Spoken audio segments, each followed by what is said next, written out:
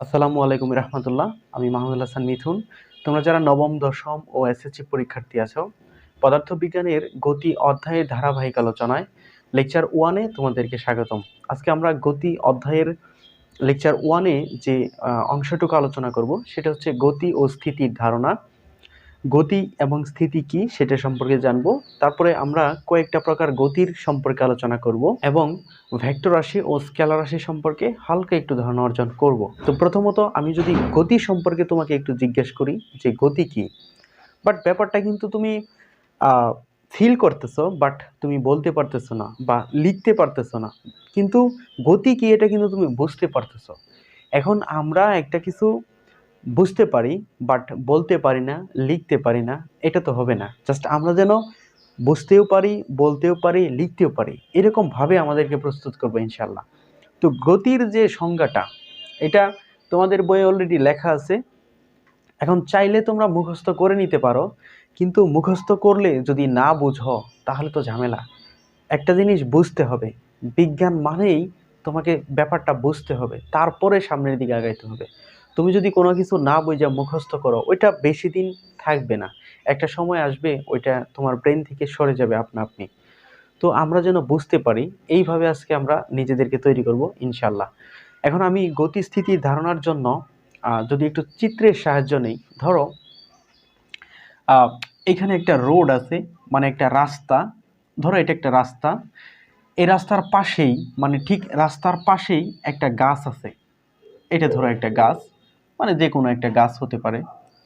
এখন এই গাছটা হচ্ছে রাস্তার ঠিক পাশেই, এটা একটা গাছ। এবার এখানে ধরো একটা বস্তু আছে, বস্তুটা আমি গাড়ি বোঝাচ্ছি, যে এখানে একটা গাড়ি আছে। এখন ধরো তুমি এইখানে দাঁড়ায় আছো, দাঁড়ায় এখানে বিষয়টা উপলব্ধি করতেছো, এখানে কি কি ঘটনা ঘটতেছে এটা তুমি উপলব্ধি করতেছো। এখন ফার্স্ট টাইমে তুমি যখন এদিকে তাকাইলে, তখন তুমি দেখতেছো যে এই গাছ থেকে এই গাড়িটার দূরত্ব, আমি একটু সাংখ্যিক মান ইউজ করতেছি বোঝার সুবিধার্থে। এই গাছ থেকে গাড়িটার দূরত্ব হচ্ছে 2 মিটার। কিন্তু একটা নির্দিষ্ট সময় পরে, মানে 5 সেকেন্ড সময় অতিবাহিত হওয়ার পর তুমি আবার এদিকে তাকাইলে, তখন দেখলা এই গাড়িটা এইখানে এসে পড়ছে। অর্থাৎ গাড়িটা কিন্তু আর পূর্বের অবস্থায় নাই। অর্থাৎ এইবার গাছ থেকে গাড়িটার দূরত্ব হচ্ছে ধরো 5 মিটার। ধরো 5 মিটার। এখন তুমি ফার্স্ট টাইমে যখন তাকাইছো, তখন দেখলা গাছ থেকে গাড়ির দূরত্ব 2 মিটার। সেকেন্ড টাইমে অর্থাৎ 5 সেকেন্ড সময় অতিবাহিত হওয়ার পর যখন এইদিকে তাকাইছো, তখন দেখতেছো যে গাছ থেকে গাড়িটা 5 মিটার দূরে আছে। এর মানে তুমি একটু মনে মনে একটু রিয়েলাইজ করতেছো, তাহলে গাড়িটার যেহেতু পূর্বের অবস্থায় নাই, সময়ের সাথে এটা একটা দূরত্ব অতিক্রম করছে, তার মানে কি গাড়িটা গতিশীল, মানে গাড়িটা চলতেছে। এরকম একটা ফিল তোমার মধ্যে তখন আসে। এখন তুমি উভয় ক্ষেত্রেই, এখানে আমরা যদি গতি সম্পর্কে এবার আলোচনা করি আমাদের পাঠ্যপুস্তকের আলোকে, এবার দেখো তুমি কিন্তু উভয় ক্ষেত্রেই এই গাড়িটার ডিস্টেন্স এই বস্তুটার সাথে করছো। উভয় ক্ষেত্রে এই বস্তুটা থেকে, মানে এই গাছ থেকে গাড়ির দূরত্ব প্রাথমিক অবস্থায় 2 মিটার রাখছো, আবার 5 মিটার রাখছো দ্বিতীয় অবস্থায়। উভয় ক্ষেত্রেই তুমি কিন্তু এটার সাথে তুলনা করছো। এখন যেটার সাথে তুলনা করে আমরা কোনো বস্তুর গতিশীল বা স্থিতিশীল আলোচনা করি, ওইটাই হচ্ছে, এই বস্তুটাকে বলা হয় প্রসঙ্গ বস্তু। প্রসঙ্গ বস্তু বা আলোচ্য বস্তু, বা এটার আরো নাম দেওয়া যায়, এটা হচ্ছে কাঠামো বস্তু। মানে তুমি অনেক নামে এটাকে সংজ্ঞায়িত করতে পারো, কাঠামো বস্তু বা পারিপার্শ্বিক বস্তু, যেটা বলতে পারো। এখন তাহলে গতির সংজ্ঞাটা কি হবে? পারিপার্শ্বিকের সাপেক্ষে অথবা প্রসঙ্গ বস্তুর সাপেক্ষে সময়ের সাথে যখন কোনো বস্তুর অবস্থানের পরিবর্তন ঘটে, তখন বস্তুটাকে বলা হয় গতিশীল বস্তু। এবং অবস্থানের পরিবর্তন ঘটার জন্য যে দায়ী, বা যার জন্য অবস্থানের পরিবর্তন ঘটলো, ওই হচ্ছে গতি। তো ক্লিয়ারলি যদি তুমি সংজ্ঞাটা বুঝতে চাও, তো এইভাবে তোমাকে সংজ্ঞায়িত করতে হবে যে সময়ের সাথে প্রসঙ্গ বস্তুর সাপেক্ষে যখন কোনো বস্তুর অবস্থানের পরিবর্তন ঘটে, তখন ওইটাকে বলা হয় গতি। এইবার আসো স্থিতির ধারণা। স্থিতি কি?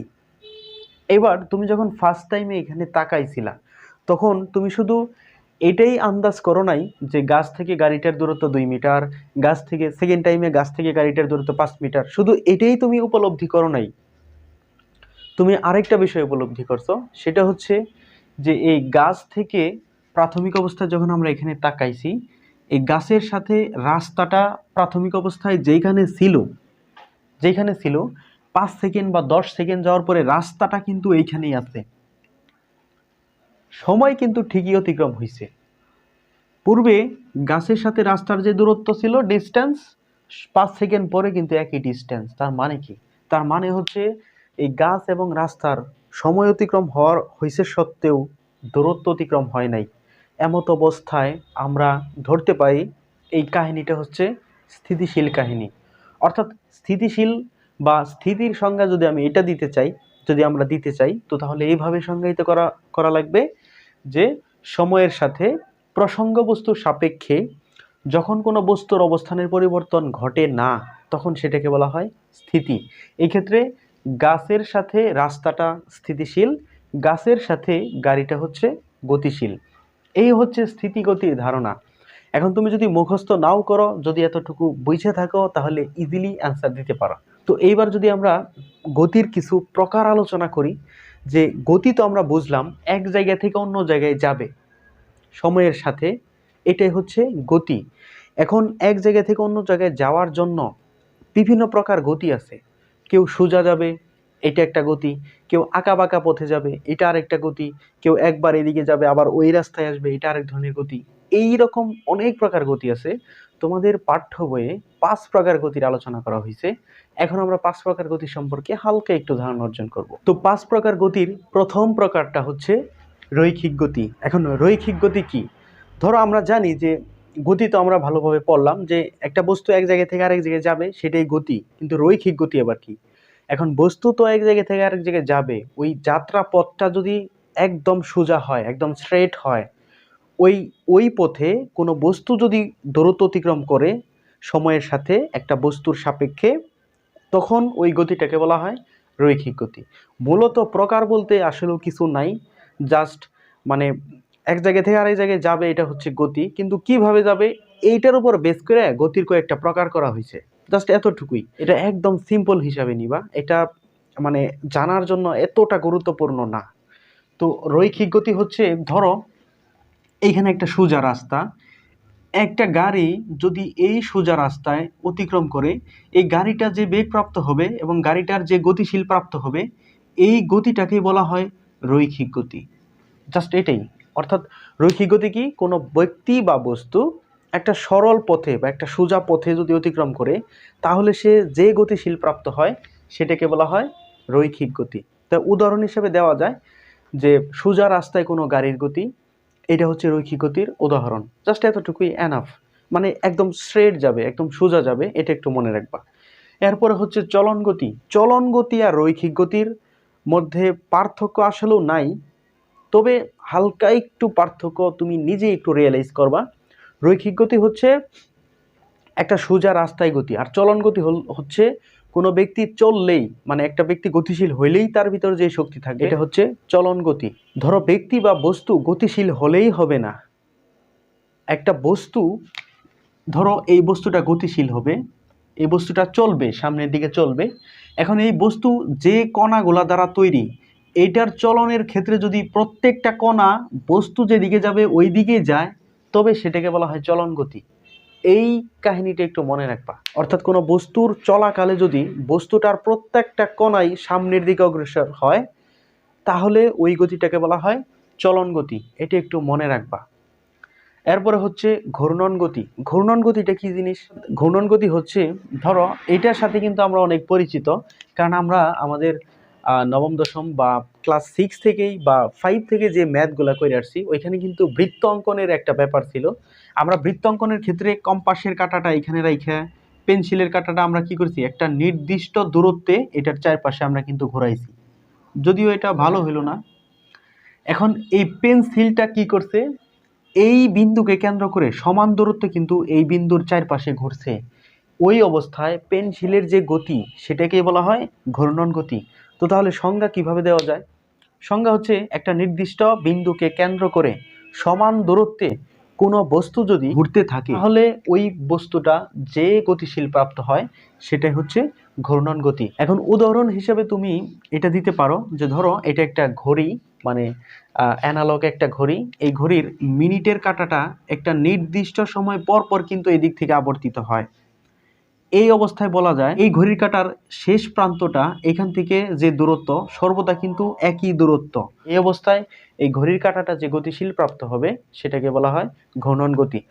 আবার তুমি ঘূর্ণন গতির একটা চমকপ্রদ উদাহরণ হিসাবে এটা ধরতে পারো যে সূর্যকে কেন্দ্র করে পৃথিবী যেভাবে ঘুরে, আবার পৃথিবীকে কেন্দ্র করে চন্দ্র যেভাবে ঘুরে, এই যে যে গতিগুলা এগুলা ঘূর্ণন গতির একটা উদাহরণ তুমি ধরতেই পারো। তো এরপরে হচ্ছে পর্যায়বৃত্ত গতি। এখন পর্যায়বৃত্ত গতি ঘূর্ণন গতি এটার দুইটার মধ্যে পার্থক্য তেমন নাই, তবে ঘূর্ণন গতি বলতে শুধু একটা নির্দিষ্ট বিন্দুকে কেন্দ্র করে ঘুরলেই চলবে সমান দূরত্বে। আবার পর্যায়বৃত্ত গতি হচ্ছে ওইভাবে ঘুরলেই চলবে না, যে কোনো দিকে ঘুরলেই চলবে না। ধরো আমি ঘূর্ণন গতির আরেকটু কাহিনী দেখাই যার সাথে আমি পর্যায়বৃত্ত গতির তুলনা করব। এইটাকে কেন্দ্র করে যখন এখান থেকে একবার এদিকে যাবে, আবার এদিকে যাবে, আবার এদিকে যাবে, আবার এদিকে যাবে, এটা কিন্তু একটা নির্দিষ্ট বিন্দুকে কেন্দ্র করে মানে যেমনি ইচ্ছে এমনি ঘুরতেছে, মানে তার যেভাবে মন চাচ্ছে এইভাবেই ঘুরতেছে, এটা কিন্তু ঘূর্ণন গতি। পর্যায়বৃত্ত গতি কিন্তু ওইভাবে ঘুরলে চলবে না। একটা নির্দিষ্ট বিন্দুকে কেন্দ্র করে যখন একটা বস্তু একই দিক থেকে বারবার ঘুরতে থাকবে, একই দিক থেকে, একবার এখান থেকে আমি এখানে আসলাম আবার এদিকে গেলাম, সেটা হবে না। আমি যদি ঘুরি এই দিক দিয়েই ঘুরতে হবে, এটাকে বলা হয় পর্যায়বৃত্ত গতি। অর্থাৎ একটা নির্দিষ্ট দিকে একটা নির্দিষ্ট সময় পর পর ঘুরতে হবে, এটা হচ্ছে পর্যায়বৃত্ত গতির উদাহরণ। যেমন এই ক্ষেত্রে তুমি ঘড়ির কাঁটার গতি ধরতে পারো, বৈদ্যুতিক ফ্যানের গতি ধরতে পারো, কারণ এটা একটা নির্দিষ্ট সময় পর পর ঘুরে। জাস্ট এটাই হলো পর্যায়বৃত্ত গতির উদাহরণ। এরপরে আসো স্পন্দন গতি। স্পন্দন গতিটা কি জিনিস? স্পন্দন গতি হচ্ছে ধরো ধরো যে এখানে একটা বস্তু আছে, বস্তুটাকে আমি একটা সুতার সাহায্যে এখানে বাইধা ঝোলাই দিলাম। এখন এই বস্তুটাকে আমি এইদিকে একটু টেনে এখানে নিয়ে আসলাম, এটা বস্তুটাকে এখান থেকে আমি এখানে নিয়ে আসলাম, আবার এখান থেকে যদি আমি সাইডে দিই বস্তুটা এদিকে যাবে, ধরো এখানে আসলো, আবার এদিকে যাবে, আবার এদিকে যাবে। এখানে স্পন্দন গতি হচ্ছে স্পন্দন গতির একটা উদাহরণ দোলন গতি দেওয়া যায়। মানে একটা বস্তু যখন দুলতে থাকে, এখন দোলনের ক্ষেত্রে যেটা হয় যে বস্তুটা আমি এখান থেকে ছেড়ে দেওয়ার পরে একটা নির্দিষ্ট সময় এদিকে যাবে, আবার ওই সময় ওই নির্দিষ্ট সময় আবার এখানে আসবে। যখন বস্তুটা এখান থেকে এখানে যাবে আবার এখানে আসবে, তখন একটা পূর্ণ স্পন্দন সম্পন্ন হয়েছে। এই পূর্ণ স্পন্দন কিন্তু এইদিকে এবং এদিকে যাওয়ার ক্ষেত্রে সংঘটিত হয়। এই ক্ষেত্রে এই যে বস্তুটাকে আমরা ঝোলায় সাইডে দিছি এটাকে বলা হয় স্পন্দন গতি। অর্থাৎ তার গতিকালের নির্দিষ্ট সময় সামনের দিকে যাবে এবং বাকি সময় ওই সামনের দিকের বিপরীত দিকে আসবে। অর্থাৎ এখানে এখানে একটা বস্তু বাইধা আমি যদি এদিকে টান দিয়ে ছেড়ে দিই, একটা নির্দিষ্ট সময় এদিকে যাবে, আবার বাকি সময় ওই একই দিকের বিপরীতে আসবে, তখন বস্তুটা যে গতিশীল প্রাপ্ত হয় সেটাকে বলা হয় স্পন্দন গতি। তো এই ছিল 5 প্রকার গতির উদাহরণ। এটা হালকা তোমরা একটু বই থেকে পড়ে নিবা, জাস্ট বই থেকে একটু ধারণা রাখলেই চলবে, এমসিকিউ এর জন্য প্রয়োজন হতে পারে। তো গতি এবং স্থিতির সংজ্ঞাটা একটু রেখে দিবা, এটা তোমাদের সৃজনশীলের ক খ প্রশ্নের জন্য লাগতে পারে। তো এইবার আমরা রাশি সম্পর্কে কথা বলবো। রাশি কি? এই ভৌত জগতে যা কিছু পরিমাপ করা যায় তাই রাশি। এই ভৌত জগতে যা কিছু পরিমাপ করা যায় তাই রাশি। দৈর্ঘ্য, ভর, তারপরে সময়, তাপমাত্রা, এগুলো পরিমাপ করা যায়, এগুলো সবাই রাশি। এখন প্রশ্ন হচ্ছে এই রাশি তো বুঝলাম, বাট কয় প্রকার রাশি আছে? 2 প্রকার। একটা হচ্ছে ভেক্টর রাশি আর একটা হচ্ছে স্কেলার রাশি। অন্যদিকে আমরা যদি বলি একটা মৌলিক রাশি আর একটা যৌগিক রাশি। মৌলিক রাশি হচ্ছে নিজেই স্বয়ংসম্পূর্ণ, আর যৌগিক রাশি হচ্ছে নিজে স্বয়ংসম্পূর্ণ না, অন্যের দ্বারা সে চালিত। কিরকম ভাবে?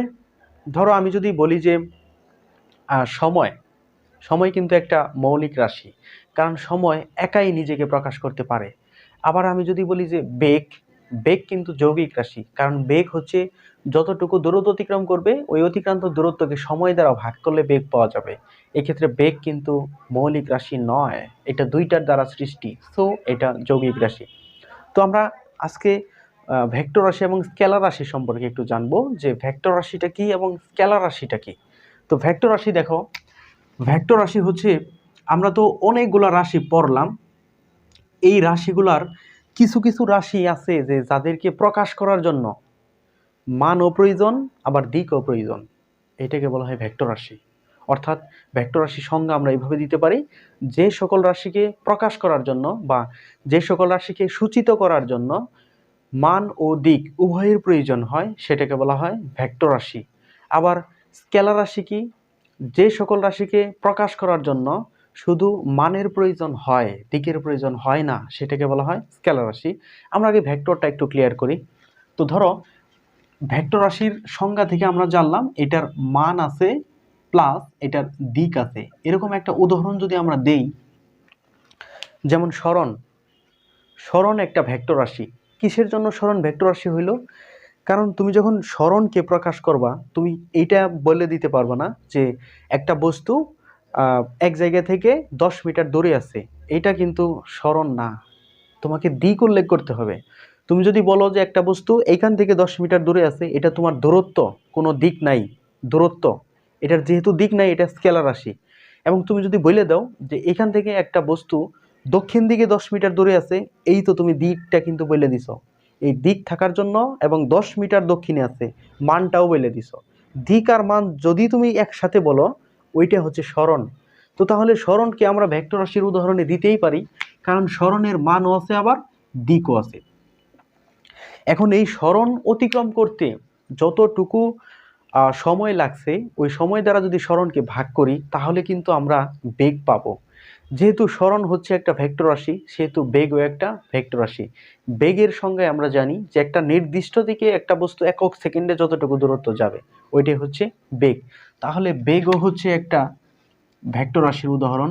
সেম ওইরকম ভাবে ত্বরণ একটা ভেক্টর রাশি, ওইরকম ভাবে বল একটা ভেক্টর রাশি, এরকম অনেক ভেক্টর রাশি আছে।